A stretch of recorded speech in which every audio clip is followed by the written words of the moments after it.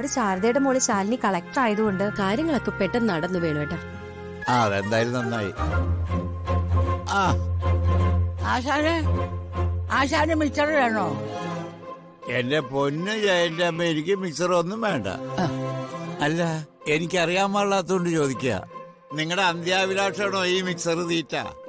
അന്ത്യാഭിലാഷോ? നമ്മളൊക്കെയാ തീരാൻ പോകുന്നേ.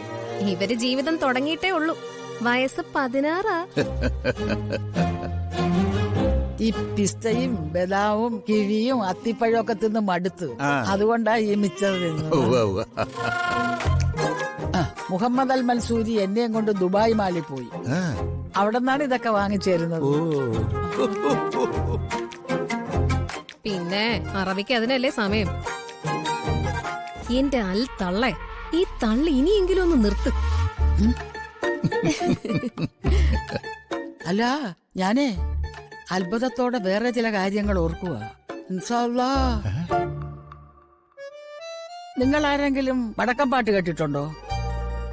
ഞങ്ങൾ ആരും ഒരു വടക്കം പാട്ടും തെക്കം പാട്ടും ഒന്നും കേട്ടിട്ടില്ല.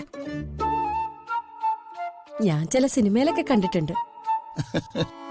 അതിലെ ഉണ്ണിയാർച്ച അറിയോ? പിന്നെ ഉണ്ണിയാർച്ച നിങ്ങളുടെ നാത്തൂനാണെന്ന് പറയാനാണോ ഭാവം? അല്ല, നാദാപുരത്ത് അങ്ങാടിയെ വിറപ്പിച്ച ആ ഉണ്ണിയാർച്ചയെ പോലെ നമ്മുടെ കൃതിക മോള്. എന്താ ഒരു ധൈര്യം, എന്താ ഒരു പവർ. ഒരു പടവാളും കൂടെ കയ്യിൽ വേണം. ദാണ്ട വേണു ആശാനും രാധമ്മയ്ക്കും കൂടെ 2 കാട്ടുവാഴകളുണ്ട്, 2 പെമ്മക്കള്. ആ ഒരു കുറവ് നികത്താൻ ദൈവം തന്നതാ കൃതിക മോള്. ദേ, നിങ്ങൾ ഒളിഞ്ഞും തെളിഞ്ഞും പല പ്രാവശ്യമായിട്ട് എന്റെ നേരെ വരുന്നു. പ്രായമൊന്നും ഞാൻ നോക്കില്ല, പറഞ്ഞേക്കാം.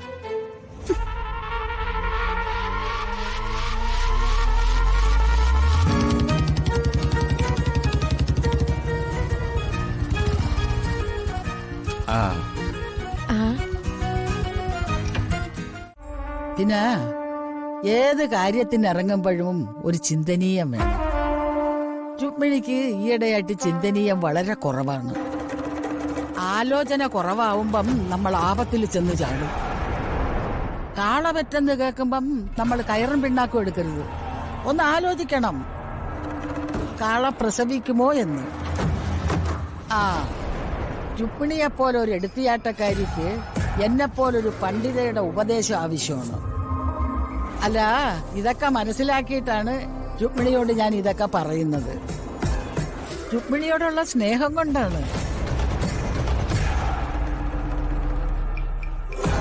നിന്നെ ഉപദേശിച്ച് ഞാൻ നിന്നെ ഒരു പടുകുഴി കൊണ്ട് ചാടിക്കും. ഞാൻ ആ കളക്ടർക്ക് പരാതി കൊടുത്തത് വലിയ തെറ്റായി പോയല്ലേ? തെറ്റായി പോയി. അവര് രജിസ്റ്റർ ചെയ്ത വസ്തുവിന്റെ ആധാരം അവരുടെ കയ്യിലിരിക്കുന്നു. പിന്നെ പരാതി കൊടുത്തിട്ട് എന്ത് കാര്യം? അല്ല, പിന്നെ ആനന്ദപിള്ള സാർ പറഞ്ഞതോ? അവൻ പിന്നെ മാഞ്ചിയം പൊങ്ങല്ലിയോ എന്നൊക്കെ പറഞ്ഞത് പാഴ്മരമാണ്, വെട്ടിയിറക്കിയ വിറകിന് കൊള്ളാം. അവൻ പണ്ട് അമേരിക്കയിലോ ഇംഗ്ലണ്ടിലോ പോയൊരു സായിപ്പിന്റെ ഫ്രണ്ടായി. എന്നിട്ട് ആ സായിപ്പിന്റെ മദാമ്മയെ അങ്ങ് കെട്ടി സായിപ്പിനെ തട്ടിക്കളഞ്ഞു. അവന്റെ കാശാ ഇതൊക്കെ. ഇതൊക്കെ ഉള്ളതാണോ മുണ്ടക്കിലമ്മേ? ചിലപ്പോ ശരിയായിരിക്കും. അല്ലെങ്കിൽ അവന് ഇത്രമാത്രം കാശ് എവിടെന്നാ? പിന്നെ ആ മലവിഴുങ്ങിയ കൂട്ടുപിടിച്ചോ? അവൻ ആ വർമ്മയുടെ 1ാം തരം ശത്രുവാ. നമുക്ക് അവനെയാണ് ആവശ്യം. കണ്ട, അതുകൊണ്ട് ഞാൻ പറഞ്ഞ് അവസാനിപ്പിക്കുക. എന്ത് കാര്യത്തിന് പോകുമ്പോഴും രുക്മിണി ഓടി വന്ന് എന്റെ ഉപദേശം സ്വീകരിക്കണം. ഇല്ലെങ്കിൽ ഇതുപോലുള്ള ആപത്തിൽ ചെന്ന് വീഴും.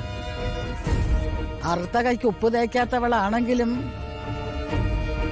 ഈ കൊച്ചമ്മണി ഒരു ശുദ്ധഗതിക്കാരിയാ.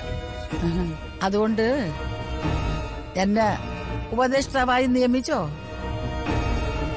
ഫീസ് ഞാൻ പിറകെ പറയാം. നീ ഇതെപ്പോഴാ കേട്ടത്? രാജുവും ഋതുമോളും കൂടി അച്ഛനോടും അമ്മയോടും സംസാരിക്കുന്നത് ഞാൻ കേട്ടതാ. വർമ്മ സാറെ ഇലക്ഷന് മത്സരിക്കണമെന്ന് ആ കളക്ടർ പറഞ്ഞത്രേ. സാറിനെ അക്കാര്യത്തിൽ നിർബന്ധിക്കാൻ കളക്ടർ ഋതുമോളെ ചുമതലപ്പെടുത്തി. ജയേട്ടൻ എന്താ ഞെട്ടാത്തെ? ഞാൻ എന്തിനു വെറുതെ ഞെട്ടണം?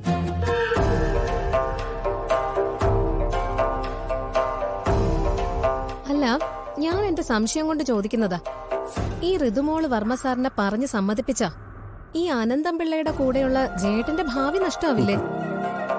കാറ്റ് എങ്ങോട്ട് വീശിയാലും ആ കാറ്റിനോടൊപ്പം ഈ ജയം വളരെ സ്മൂത്തായിട്ട് പറന്നു കിടക്കും. ഒരപ്പം താടി പോലെ. പല മുറികളിലും പല ഗൂഢാലോചനകളും നടക്കുന്നുണ്ട്. എല്ലാം കണ്ടുപിടിക്കണം. എനിക്കൊന്നും മനസ്സിലാവുന്നില്ല ജയേട്ടാ. എന്റെ പ്രിയേ, കമഴ്ന്ന് വീണ കാലണയെങ്കിലും അടിച്ചു മാറ്റാതെ ഈ ജയ എഴുന്നേക്കത്തില്ല. കാർക്കിച്ച് തൊപ്പിയ കാലണ പോലും ഞാനെടുക്കും. കാലണയോ? അണയും കാലും ഒക്കെ പണ്ടല്ലായിരുന്നോ? ഓ എടി, ഞാനൊരു ഉദാഹരണം പറഞ്ഞതാ. ഈ ഇലക്ഷൻ കാലം എന്ന് പറഞ്ഞാലേ എന്നെ പോലുള്ളവരുടെ കൊയ്ത്തുകാല. ഞാൻ കൊയ്യും. ഞാൻ കാശ് വാരുന്ന നീ കണ്ടോ? ആര് മത്സരിച്ചാലും ജയിച്ചാലും ആരുടെയെങ്കിലും ഒരാളുടെ പി ആയിട്ടെങ്കിലും ഈ ജയം മാറുകയും ചെയ്യും. കേട്ടാടി, ഈ രാഷ്ട്രീയ അഭ്യാസമൊക്കെ ഞാൻ പഠിച്ചു പോയി. എനിക്ക് ബേസിക് ആയിട്ട് തരീട ഉണ്ടായിരുന്നല്ലോ. അപ്പോ പഠിക്കാൻ വളരെ എളുപ്പമായിരുന്നു. ഓ, കള്ളന് കഞ്ഞി വെച്ചവൻ.